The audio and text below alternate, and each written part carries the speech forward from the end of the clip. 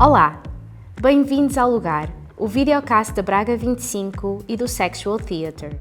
A quarta convidada do Lugar é a Francesca Reiner, professora associada na Universidade do Minho, onde ensina teatro e performance, com foco em política cultural da performance, Shakespeare e questões de género e sexualidade. A Francesca integrou a primeira etapa do Sexual Theatre enquanto formadora e tem acompanhado como olhar externo o desenvolvimento do projeto. Olá, Francesca. Olá. Estás boa? Estou bem. Sim? Tudo bem? Tudo. Boa. Ótimo. Olha, antes de mais, obrigada por teres aceitado o nosso convite. Obrigada. És a nossa quarta convidada aqui no videocast do Lugar, o videocast que fala sobre o projeto Sexual Theatre da Braga 25 e começo já por um icebreaker para te conhecermos melhor, à semelhança do que fiz com os outros convidados nos outros episódios anteriores.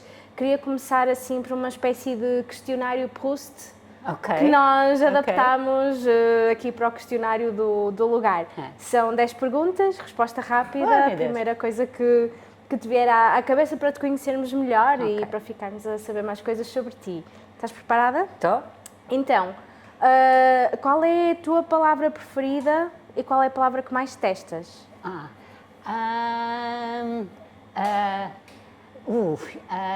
Eu detesto a palavra resiliência, não é? Porque muitas vezes somos chamados a ser sempre resilientes, sobretudo na pandemia, e eu tenho mais memórias daquela palavra. E uma palavra que eu adoro é despistada. Porque eu tenho uma imagem de alguém a descer, assim, uma coisa de esqui e depois, assim, sair e assim, o que é que eu fiz? Eu também sou um bocadinho assim. Boa, despistada. Ok, o primeiro espetáculo que viste na vida? Deve ter sido uma coisa de balé, meio kitsch, assim, porque eu fiz balé só assim uns 5, 6 anos, não é? Portanto, deve ter sido os colegas de balé a fazer de árvore, uma coisa assim. Despistadas. Claro, sempre. Terceira pergunta, é sexta à noite, sais ou ficas em casa? Olha, sexta à noite eu tenho tendência a ficar em casa. É aquela coisa de, uau, é fim de semana. Eu gosto de sair, não é que eu não gosto de sair, mas há um prazer especial em saber que tenho aquele tempo só para mim. Ok. Melhor sanduíche? Melhor sanduíche, abacate e queijo. Ok. Qual é o teu lugar favorito dentro de um teatro? Um lugar preferido num teatro, o foyer. Social. Ok. E de que é que tens medo? De que é que tens medo? Não estar à altura. Certo. E qual foi o pior filme de sempre que tu viste? Não foi bem o pior filme, mas era um filme de Lars von Trier, que a tradução foi Ondas de Paixão. O título original não é nada disto.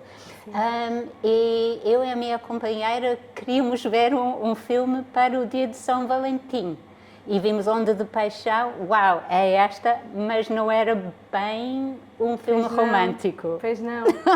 Ok, foste ao engano. Ok. Perdi-me. Já sei onde estou. Qual é o animal mais assustador?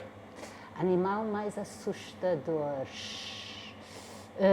Serpentes. Também acho. E a tua ideia de felicidade é? Estar com os amigos em volta de uma mesa, a jantar e a conversar. Boa. E por fim, a última. Quem é a melhor heroína de ficção de todos os tempos? Uau!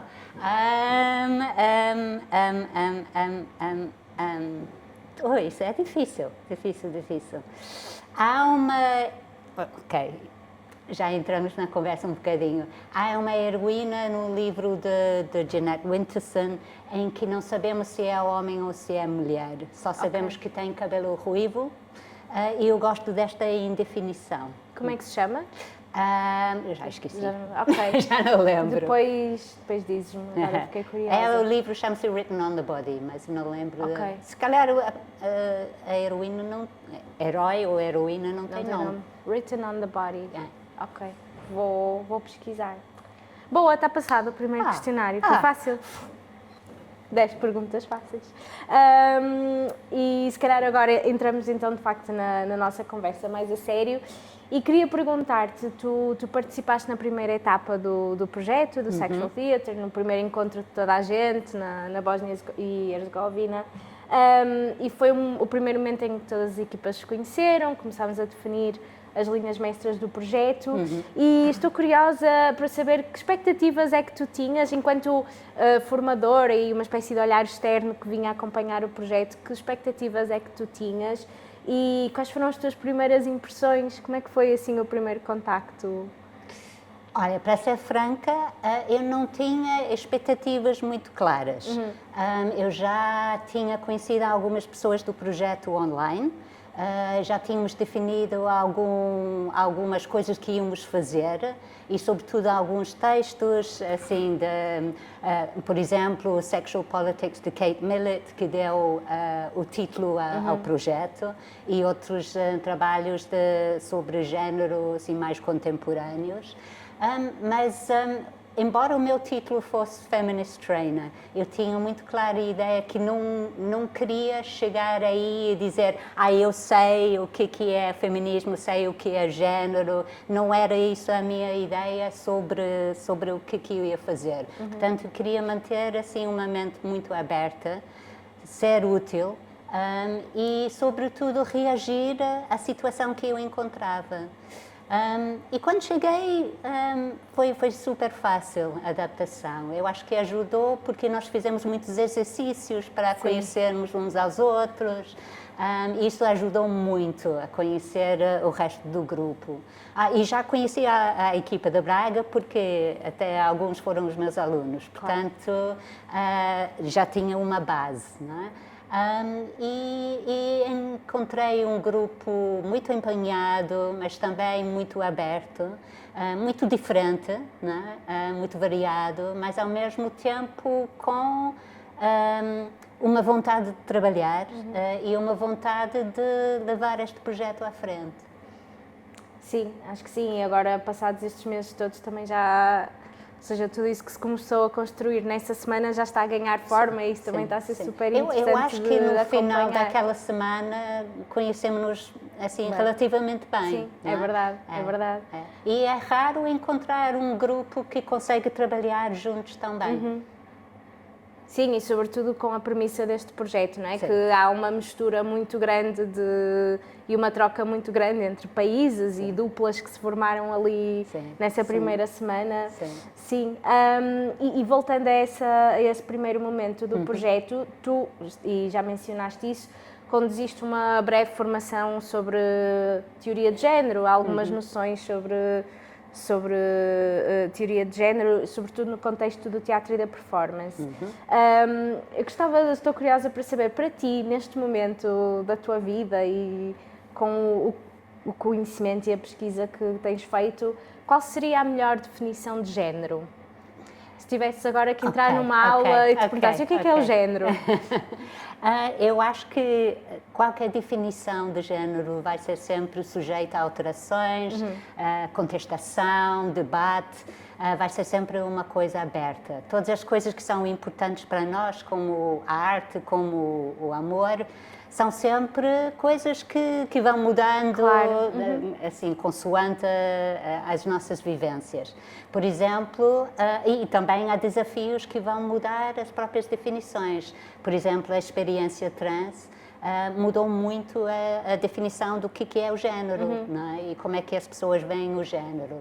Mas eu acho que há duas definições que já existem que falam para mim. Uma é muito conhecida, aquela da Simone de Beauvoir, de não se nasce mulher, torna-se mulher. Não é?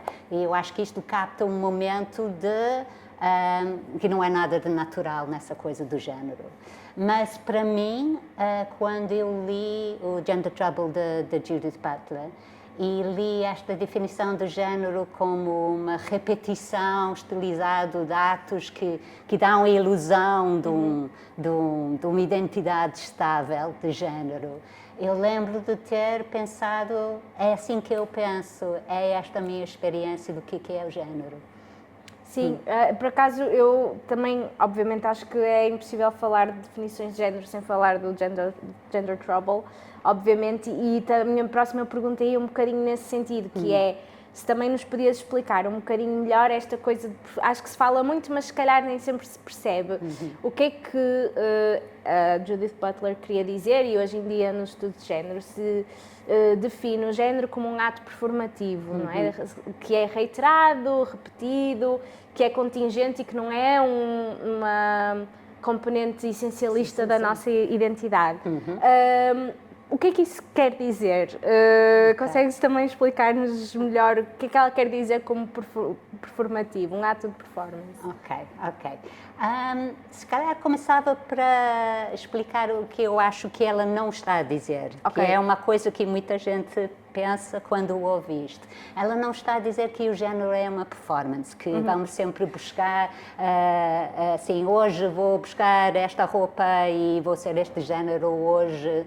Não é isso, porque na ideia de Butler, estes processos são obrigados, não são coisas que são só da nossa agência. Não é? Há uma certa obrigação em comportarmos de certa forma, sendo mulher ou sendo homem. Não é? Agora, o que ela está a dizer, que é bastante radical, não é? Se pensamos primeiro naquela afirmação de Simone de Beauvoir, não se nasce, mulher torna-se, pressupõe que antes desta torna-se existe uma coisa que se chama mulher ou que se chama homem. E Butler vai virar isto tudo, é dizer, não, o que existe ao nível do género é só a repetição, que dá uma ideia de uma coisa chamada mulher ou uma coisa chamada homem. Não é? Portanto, ela tira esta ideia do que há uma pré, não é? Só há o que existe depois. Não é? Não há uma mulher que se torna, torna-se que se faz mulher ou se faz homem, né? Porque ela também não porque se não existe uma coisa que se chama mulher, também não existe uma coisa que se chama homem, não é? Ela é muito claro nisto e aí é muito radical e foi muito criticado para a ideia do que, pronto, então é assim, que agência é que temos, não é? Mas ela não tira a nossa capacidade de mudar isto, ou de alterar isto, ou de repetir de uma forma diferente, vamos dizer assim. Ela é muito clara que mesmo sendo processos repetitivos, que são fortes, que são obrigatórios e que há sanções e punições para pessoas que não fazem o seu género da forma correta, não é? É sempre possível reconfigurarmos estes comportamentos de género. Não é? Ela é muito clara nisto. Sim. E quando falas desses comportamentos de género e da repetição, ela dá como exemplos códigos sociais, né? Comportamentos sociais, género, trabalho doméstico é com as mulheres, o trabalho, ou seja... Ou mesmo posições como estas, não é? Que as mulheres deveriam sempre cruzar as pernas e os homens podem estar assim, podem ocupar mais espaço, menos espaço. São coisas que são muito... táteis, não é? E que são muito corporais nesse sentido, não é? Por isso que são fortes, porque entram no nosso corpo. Sim, exato. E são coisas que também ela explica, são processos históricos que levam muito tempo, não é? Sim. As obrigações, as ideias do que é uma mulher e um homem vão mudando com o tempo, não é? E aí, não é? Tira-se aquela ideia da essência. Não há nada de biológico, de psicológico, de religioso que torna um homem ou uma mulher, não é? Claro, são camadas e camadas de discurso social e, claro... Mas que por isso não quer dizer que não são fortes, que não têm um impacto e que levam, nós sabemos que muitas vezes levam também à violência, não é? Certo. Tu há bocadinho também estavas a falar da experiência trans e de como também todo o discurso sobre essa experiência também tem mudado as definições de género. E eu também, quando pensei na Judith Butler e toda esta escola, também estava a pensar que portas é que esta perspectiva abriu também não só para a luta feminista, mas para a luta LGBTQ+, na tua opinião, que influência é que feministas como a Judith Butler, que questionam esta coisa do género, e se é mesmo binário ou não é? Ela também fala disso, que portas é que abriu nas últimas décadas para estes movimentos? Pegando nesta ideia do binário, não é? As ideias de Butler vão muito mais no sentido de um contínuo, não é? Certo. Onde pessoas podem ocupar o lugar que lhes convém, não é? Há mulheres que são mais masculinos e há homens que têm partes do feminino, há pessoas que se consideram não binários nesse sentido. Portanto, se vamos comparar com a ideia da direita populista, não é, que é muito claro definir o que é o homem, o que é a mulher, os conservadores, ou até certas partes do movimento feminista que acham que só as mulheres que nascem biológicas, né? Mulheres, podem ser consideradas mulheres, que para mim não tem nada a ver com o feminismo que eu defendo, não é? Eu acho ridículo que feministas que lutaram contra esta ideia do que a biologia é destino, agora vêm com esta posição. Sim, não é? Sim. Portanto, eu acho que esta ideia do que nós podemos nos definir individualmente e coletivamente da forma que achamos que somos, não é? Claro. É muito mais livre, é muito mais prazeroso, não é? Do que dizer que o homem é isto e uma mulher é isto, que é constrangedor, não é? Portanto, abre portas para nós definirmos como acharmos que queremos nos definir. E para o movimento LGBTQI, não é? A mesma coisa ao nível de quem nos amamos, não é?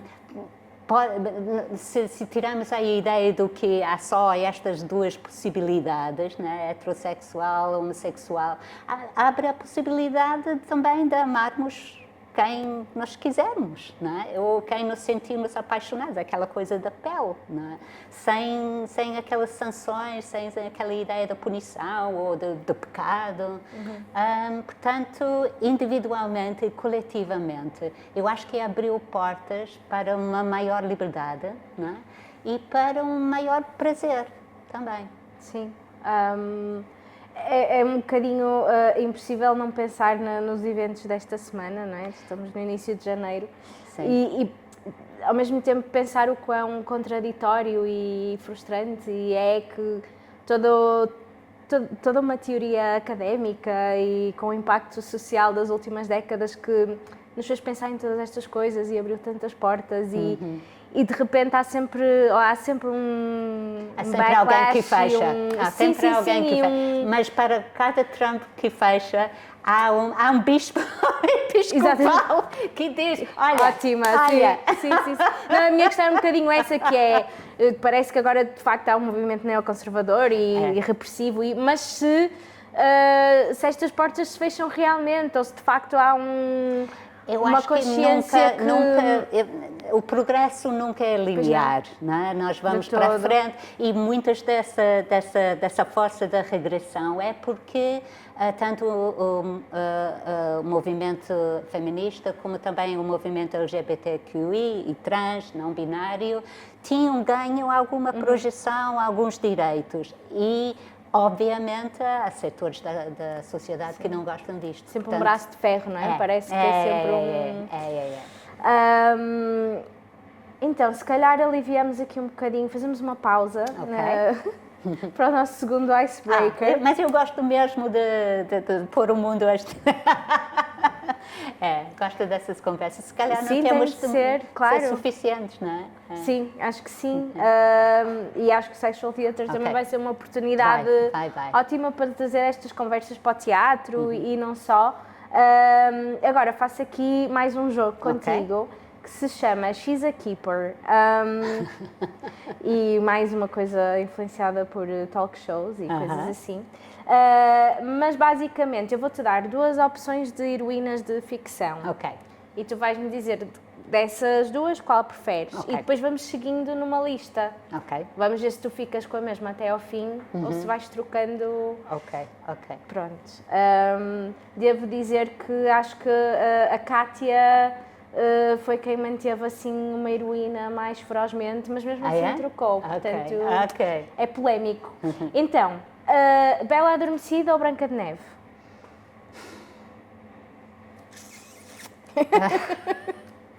Bela Adormecida. Ok. E Bela Adormecida ou Viola, da Noite de Reis? Viola. Ok. Viola ou Scarlett O'Hara? Viola. A Viola ou a Arcádina, da Gaivota? Viola. Embora eu gostaria de alguns comentários da Arcadina. Dá um jeito de vez em quando. Não tem filtro. Ela tem... Não tem filtro nenhum, também acho ótimo. Viola ou... agora vamos aqui para uma vibe católica. Ok. Ou Santa Teresa d'Ávila? Se fosse a Santa Teresa d'Ávila de Marina Abramovic, em que ela está no ar, mesmo assim a levitar, mas como não é, Viola. Viola, ok. Sim, era a original. Viola ou uma das irmãs March? Podes escolher. Joe, não é? Joe. Não, mas não, vou ficar com a Viola. A Viola ou a Pocahontas? Há sempre aqui alguém da Disney. Oi. Está-me a pôr numa posição difícil. Eu gosto muito da Pocahontas. Pocahontas, vá. Pronto. Mudou. Pocahontas ou a Berenice? Vamos aqui uma onda mais trágica. Opa, não. Pocahontas. Não. A Pocahontas, ou eu acho que tu vais saber quem é. Eu hesitei ao fazer porque é portuguesa. Ok. Ou Maria de Noronha, do Frei Luís de Sousa, que é a única personagem que morre de vergonha, literalmente. Eu disse, tenho que pôr.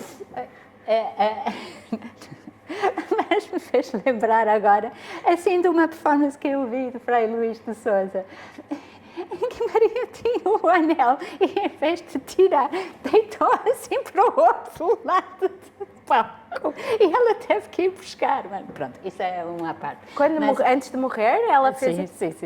Mas pronto. Sim, vamos ficar com Pocahontas, acho eu. Sim. Podias querer uma mulher que morreu de vergonha. Não é o meu estilo. E última, Pocahontas ou a Beatrix Kiddo do Kill Bill?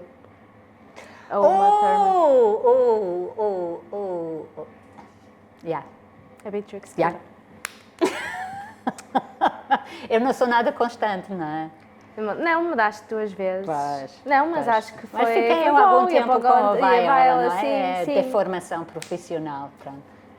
Exatamente. Por acaso, por falar em formação profissional, e tu ensinas Shakespeare é uma das tuas áreas de foco. E tenho uma pergunta sobre isso nesta próxima secção, engraçado. Estava a pensar, uma pessoa que estuda História de Teatro, e ao longo da História de Teatro, não só ocidental, mas também noutros contextos culturais, a performatividade do género e a sua fluidez sempre fizeram um bocadinho parte também das convenções do teatro em palco. E, por exemplo, na Inglaterra isabelina, só homens atores é que podiam representar papéis femininos. Muitas vezes esses papéis de mulheres que se vestiam de homem ao longo... Ou seja, há uma grande troca... E há alguns também de homens que se vestem como mulheres. E homens que se vestem como mulheres também. E estava a pensar nisso quando estava a preparar a nossa conversa e estava a pensar de que forma é que as artes performativas e este jogo de ficção nos pode também ajudar a refletir e a desmistificar algumas questões de género. Eu lembrei-me do Shakespeare porque acho que é mais evidente, mas não sei se outro tipo de convenções ou tradições que te lembres assim de repente, e de que forma é que podemos olhar para o teatro e para a performance também para nos ajudar a pensar um bocadinho esta artificialidade, não é? Eu gosto de pensar no teatro e na performance como um laboratório onde se pode desconstruir estas normas e também experimentar alternativas a estas normas. O teatro isabelino e estas figuras são um bocadinho contraditórias, não é? Porque mesmo travestindo-se, não é? Muitas vezes tem discursos muito essencialistas sobre a questão do género. Certo. E é num teatro onde as mulheres não podem aparecer em palco também, não é? Embora há um filme muito giro com Billy Crudup, que é sobre a primeira mulher que faz um papel shakespeariano, isto já no século XVIII, não é? E o último homem que fez o papel feminino. E há este debate, quem é que consegue fazer melhor o feminino, não é? Que eu acho também interessante nisto. Sim, certo. Sim, sim. Mas, sim, é interessante que tu falas em tradições não necessariamente ocidentais, não é? Porque há muitas figuras, por exemplo, no Noh e no Kabuki, não é?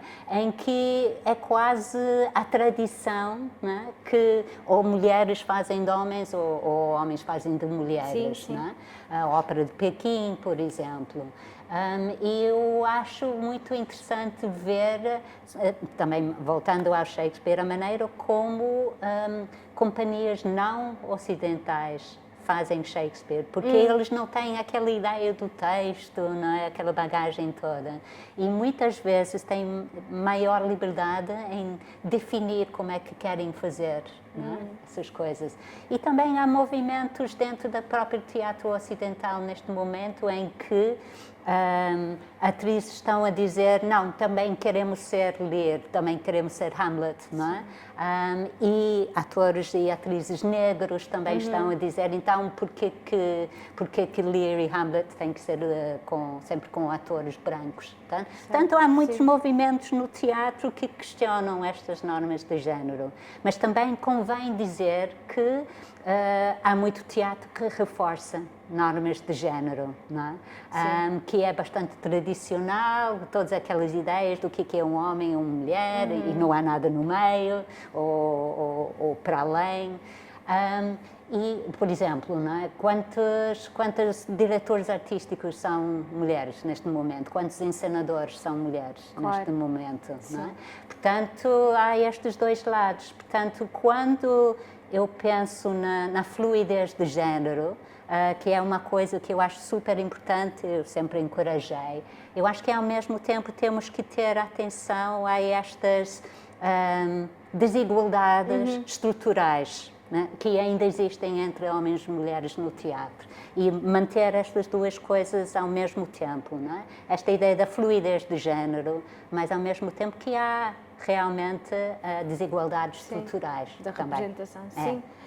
Na representação trans, não é? Sim. Do trans fake. Não é? E acho que levantas um ponto também muito importante, que acho que às vezes vemos não só as artes performativas, mas as artes em geral como desgarradas, desligadas do resto do tecido social e político e não pode ser, não é? Também tem muito a ver com escolhas que se fazem para quem é que está nas posições de direção, quem é que programa, ou seja, há sempre uma relação também com essa representação, ou falta dela, nos lugares de tomada de decisão, não é? É sempre político, não é? De certa forma. E também a Judith Butler tem uma coisa engraçada que ela diz, porque há uma certa liberdade no palco que nem necessariamente há a mesma liberdade na vida, não é? Ela diz que não temos a mesma atitude em relação a um travesti em palco, por exemplo, que temos se está no nosso lado sentado no autocarro, não é? E isso, não é? Essa questão de como é que liberdades do palco passam para a vida, não é? Eu acho que também é importante pensarmos. Não é? Certíssimo. E acho que também isso tem tudo a ver com a questão sobre que queria falar contigo a seguir, que é o Sexual Theatre é um projeto que assenta, é um projeto de teatro performativo, mas que assenta na reescrita de clássicos para sensibilizar diferentes públicos para um problema social e que são os direitos das mulheres, ou a falta deles, a velocidades diferentes nos 4 países parceiros, Portugal, França, Montenegro e Bósnia e Herzegovina. E uma das questões que me tem interessado mais desta relação da arte com a vida ao longo dos últimos meses, é a forma como os pressupostos históricos e políticos e sociais de cada um destes países ditam a luta feminista, as prioridades, as táticas e as suas respectivas, ou seja, a luta que as suas respectivas populações travam. E, por exemplo, acho que todos na altura comentámos neste primeiro encontro que nos Balcãs a desigualdade histórica entre homem e mulher é tão marcada e tão vincada ainda hoje que os movimentos feministas são assentam muito na dicotomia homem-mulher. Mas ao mesmo tempo cria mulheres que são muito fortes. Eu acho que nunca vi mulheres tão fortes como as mulheres de Montenegro. É verdade, é verdade. Eu acho que todos ficamos assim um bocadinho muito impressionados com situações que ainda existem lá. Não é? Sim. Mas acho ao mesmo tempo, eu acredito profundamente que não há nessas coisas culturas mais desenvolvidas e culturas menos desenvolvidas. Cada um vai respondendo, não é? Por exemplo, quando fomos para a Bósnia, e já agora eles foram excelentes anfitriões. Foram. Qual foi a peça que nós vimos? Nós vimos uma peça lésbica com atrizes com mais de 60 anos, em França e em Portugal. É verdade, isso é uma raridade. Não acontece, não é? E isso tem a ver com a forma como o teatro, porque tem companhias residentes, fazem com quem tem que escrever para atores e atrizes de todas as idades, não é? Só um exemplo, não é? Sim. E eu acho, as boas práticas partilham-se e isto é uma das coisas mais importantes deste projeto, não é? Assim, esta possibilidade de partilhar experiências e de pensarmos onde é que somos parecidos e onde é que somos diferentes, não é? Mas acredito mesmo que não se deve ter uma ideia de que esses países são mais desenvolvidas e estas não, nessa área de género, são simplesmente diferentes. Claro. E qualquer tentativa de dizer, ok, estas têm que apanhar um comboio porque estão atrasados, eu resisto muito fortemente, não é? Porque eu acho que eu lembro da crítica das feministas negras, por exemplo, que diziam, o nosso feminismo é diferente de vocês, mulheres brancas, não é? Nós queremos afirmar o nosso feminismo de uma forma diferente, ou o feminismo pós-colonial, ou até feminismo, entre Portugal e os países anglófonos, ou até lusófonos, não é? Há diferenças aí, mas não quer dizer que uma é necessariamente mais desenvolvida que outra. Não há uma relação linear nessa coisa do feminismo. Claro que há sempre só feminismos. Sim. E a minha pergunta é um bocadinho nesse sentido, que é, de facto, como cada movimento responde a um contexto histórico, tem tudo a ver social, com a história e como política. É que estes diferentes movimentos convivem e contaminam-se nessas boas práticas, sem haver, de facto, um paternalismo ou uma atitude de comparação em relação uns aos outros. Eu acho que é sempre pensar que há feminismos, não é? E o sexual theatre, se é baseado numa coisa, é nesta partilha de como é que vocês veem. Certo. O feminismo, como é que nós vemos o feminismo? Será que temos alguma coisa? Havia países onde tinham partidos feministas, por exemplo, não é?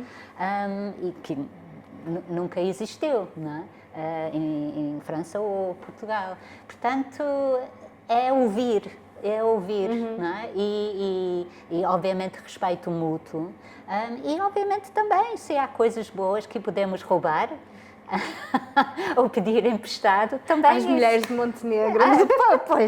Pois é, eu voltei de lá assim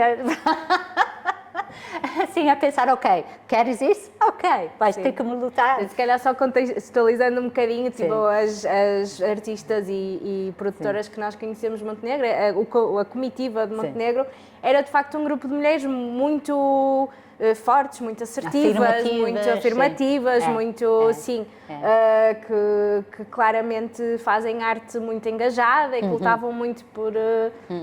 Mas mesmo nessa coisa da França, não é? Porque a dramaturga Aisha, é muçulmana, não é? Portanto, mesmo dentro de uma cultura nacional, há muitas possibilidades diferentes. Certo, não é? sim.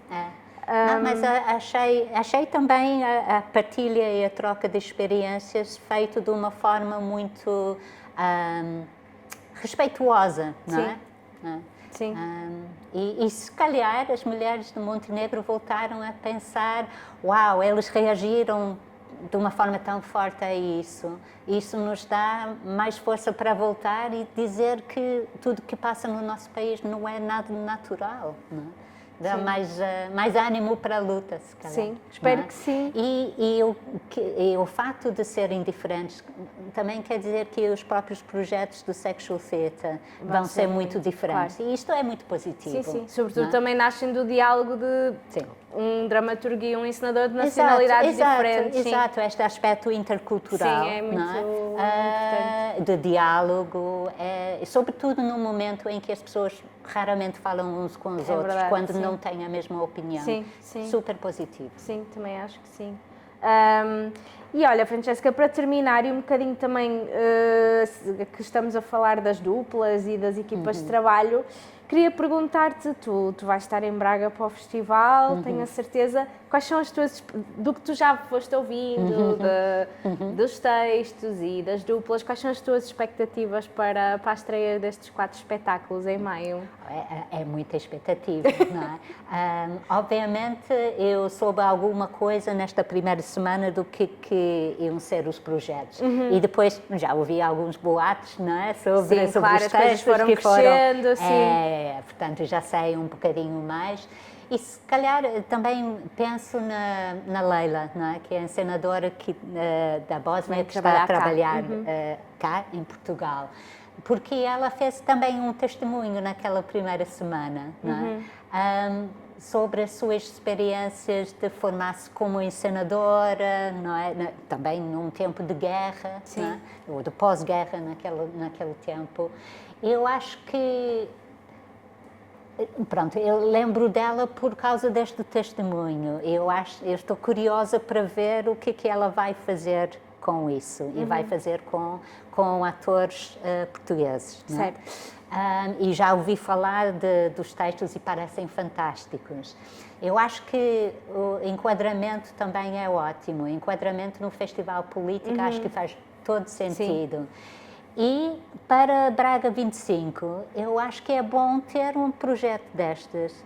Primeiro por causa deste aspecto mais intercultural e também pelo aspecto feminista, não é? Porque quando fazemos essas iniciativas, não é? É importante também levantar questões mais fraturantes. Claro, e há sempre... Algum lado se chega sempre, não é? Alguém se chega com estas iniciativas, é verdade. Pronto, Francesca, já está. Obrigada. Eu é que agradeço. E vemo-nos em maio. Tá, claro. Obrigada. Estou muito curiosa mesmo. Muito curiosa. Boa, obrigada. Obrigada.